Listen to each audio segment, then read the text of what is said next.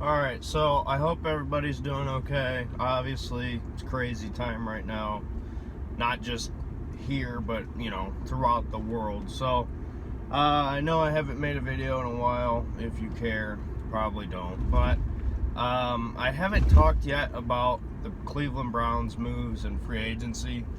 And I don't have the list here, so I'm going off the top of my head. So if I forget one, it is what it is. But the Cleveland Browns made some moves that beforehand were rumored, were talked about, but not necessarily seemed like 100% that they will be coming to Cleveland. One of these guys is Austin Hooper. This is a guy, I'm involved with a lot of Browns Instagram pages, a lot of group chats and whatnot. I haven't heard from anybody that Austin Hooper would be a get for the Browns. Now, it was rumored as an option, but as far as go out, get him, make sure he's here, it wasn't being talked about as a sure thing. Now, beforehand, I had hoped that it was realistic, but I kind of didn't put that on my wish list because I didn't think it was going to happen. And first move made by the Cleveland Browns is Austin Hooper signing a $44 million deal, putting him at $11 per year.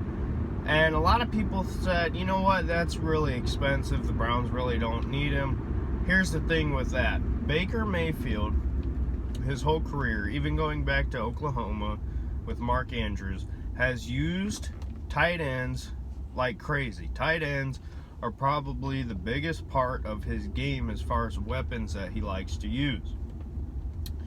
Austin Hooper fits the scheme that the Browns are going to want to run perfectly. So, as far as fit, as far as need, the Browns had issues at tight end. David Njoku was not healthy. Other guys, Ricky Seals-Jones can't step up and be a number one. He's solid, but he's not a number one. Austin Hooper is going to be the most effective signing in this free agency class that the Browns had.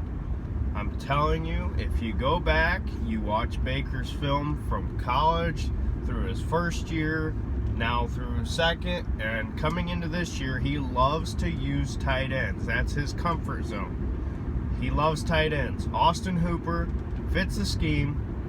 He's as good of a catcher as he is as a blocker. He's perfect. And the deal we signed him on, yes, it may sound like a lot, but $11 million a year is not terrible. Okay, it could be a lot worse.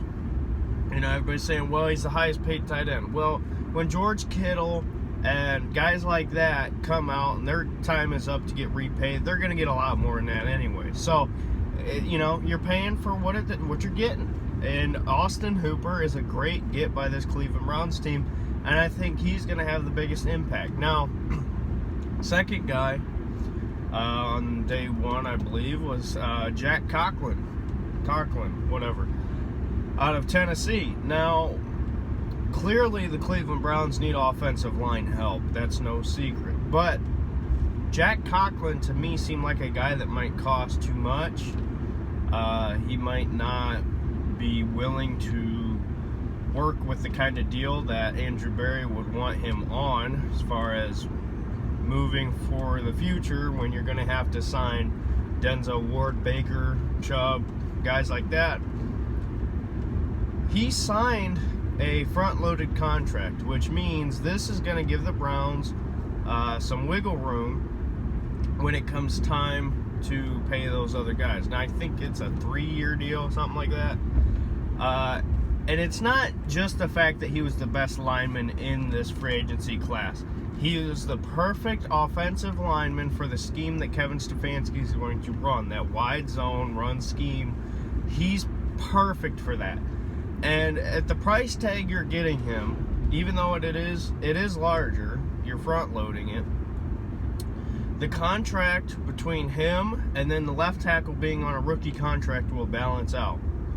that offensive line is pretty much set now. You figure if Wyatt Teller, Drew Forbes, guys like that can play right guard and play it well, that offensive line is set, and there shouldn't be any problems there. So, hey, this is the one thing we talked about last year was the biggest issue. I was mad about it. Every Browns fan was mad about it. This one position signing is going to clear up a lot, because if you have an elite tackle, that helps the guard.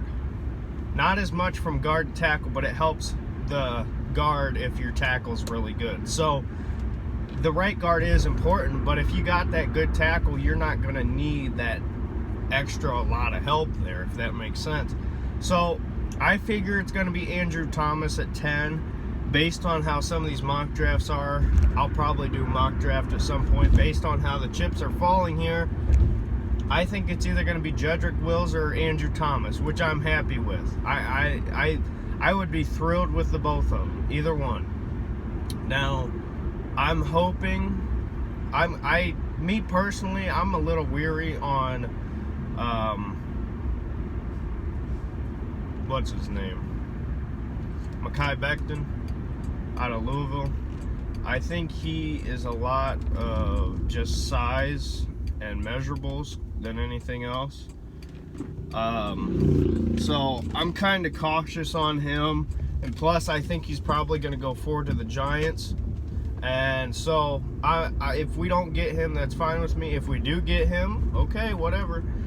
But I'm more confident in Andrew Thomas, who I've seen block for Nick Chubb before, and I've seen him play at a high level at a big program against good talent for a consistent amount of time.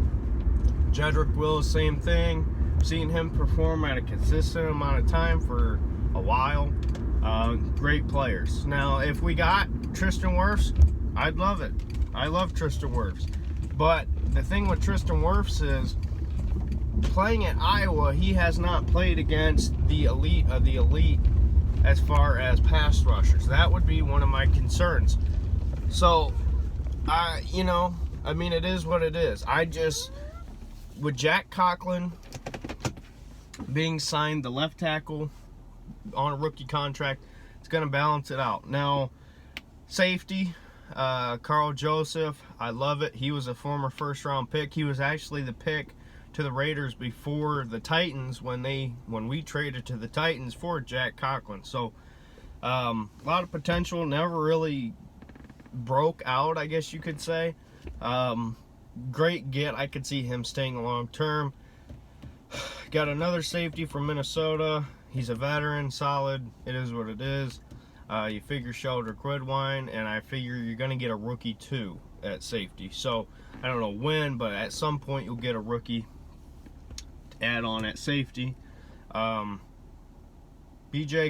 Goodwin, whatever his name is, not as happy with that get. A lot of people are saying that he's going to be a starter. I hope not.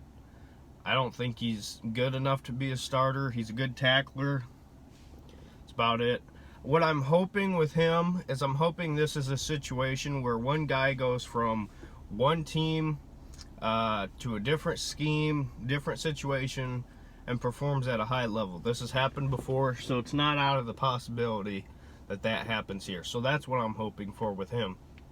Andrew Billings, the defensive tackle from Cincinnati, love that get. That's fantastic. I think the defensive line's set now. Ogunjobi, Richardson, Vernon, Myles Garrett. You figure if we add another pass rusher in the draft, Billings is now a 300-pound boulder in the middle now. That's a great get. I love that. And from everything I've heard, he's improved every year that he's been in the NFL. So hopefully it's the same thing now, and he only continues to get better. So, it is what it is. Now, there were two cornerback signings. The one played for Houston and Buffalo. I forget his name. I also forget the other one's name. He played for Dallas. The first guy who played for Buffalo, I do believe he's going to be kind of that slot corner, move guys in and out with Mitchell and him, and obviously Ward and Greedy starting. I think that's a good get. The guy who played for the Cowboys will be a rotational guy. So I like the depth there. I think we're set at corner. So I'm trying to think. The kick returner / wide receiver, he's very fast. Played for Akron, coming back to that area, Cleveland, Akron area. Like that get. So trying to think if there was any others. I can't remember. I'm sure there's some that I'm missing. Oh, Case Keenum. Case Keenum, good get, good backup, perfect fit, perfect teacher. He knows the system that Stefanski's going to run. He's been successful in the system. If Baker goes down, I have full confidence in him. I have full confidence in him to help Baker, teach him to be a pro and whatnot. So I like that get a lot. I know there's some people who think, oh, well, he'll be starting by game 3. Unless Baker gets hurt, no, he's not. With this whole coronavirus situation, he's going to be able to help Baker adapt into this new system, which fits Baker anyway. But he'll be able to help him with the minor things, the little tweaks. I love it. I know paid a little bit for him, but I think it's a great get. So, trying to think if there was any others. I can't remember. There probably was. I'm just not remembering. But out of those guys, this class so far has been good. I like what Andrew Berry's doing. It's a balance of being aggressive with the John Dorsey style, with being smart with your numbers, with your cap, front loading those contracts. That way when it comes time later on, you can sign the the Denzel Wards, your Baker, those guys to come. The offense, I mean, it's loaded. There's nothing else you could say. I know we said that last year, but this offensive line, Callahan's going to be able to work at right guard, getting these guys ready to go with your Drew Forbes, Wyatt Teller. I believe he's going to have those guys playing at a higher level than they normally would. So I do believe right guard is fine. We can add depth at that position, but I don't see right guard being a huge problem. Like I said, left tackle probably going to be a rookie. At 10, I got a feeling that it's Andrew Thomas. I would be happy with that. Pre-combine, I thought he was the best tackle in the class, honestly. So, I mean, I'd be thrilled with him. I'm just happy seeing how this is moving. I'm very concerned about the defense. Safety, I love Carl Joseph. Other than that, it's a little shaky in my opinion. Love corners. Defensive line good. Add another pass rusher at some point. Linebacker's a big hole. I want Clay Matthews. His dad obviously played for the Browns. I think that'd be a great get. I mean, free agency isn't done, but we've gone over the hump of the major part of free agency. So, who knows? I'd be thrilled if Clay Matthews signed with the Browns, just like his dad. That would bring veteran leadership, especially in a young linebacking room. So, let me know your thoughts. I'm hoping the uniforms come out soon. So, yeah. All right. Stay safe, everybody. Don't know when my next video is going to be. So, let me know your thoughts on free agency as far as the Browns, and I'll see you in the next video. Bye.